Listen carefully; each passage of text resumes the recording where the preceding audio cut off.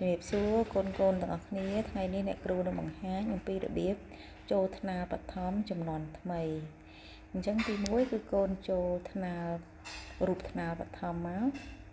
ហើយកូនយកកន្លែងត្រេ3ហ្នឹងហើយកូនយកពាក្យថាសហថ្នាលបន្តមកទៀតគឺកូនយកថ្នាលបឋមច PLP ចំនួនថ្មីចាហើយកូនយកកន្លែងពាក្យថា scan QR ហើយកូនជ្រើសរើស QR ចុចយកជ្រើសរើស QR ហើយកូនទៅរើសយកQR នៅក្នុងរូបថតដែលកូនបានរក្សាទុកណាចាអញ្ចឹង QR ដែលអ្នកគ្រូកូនផ្ញើឲ្យកូនសេវទុកនៅក្នុង photo ទៅហើយកូនយក QR មកបានចូលថ្នាក់កូនបានហើយអញ្ចឹងពេលតែចូលថ្នាក់ថ្មីរបស់កូនអាចចូលនៅកន្លែងរៀន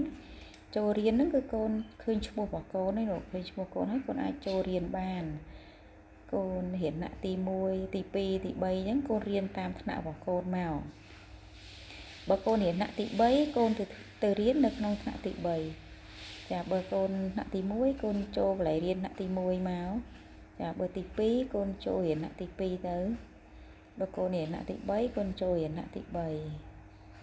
ហើយបើសិនជាកូនរៀនថ្នាក់ទី4យកថ្នាក់ទី4រៀនថ្នាក់ទី5យកថ្នាក់ទី5រៀនថ្នាក់ទី6រៀនយកថ្នាក់ទី6មកអញ្ចឹងកូនអាចចូលទៅក្នុងគណនីថ្មីដោយមិនយកគណនីចាស់ទៀតទេអរគុណកូន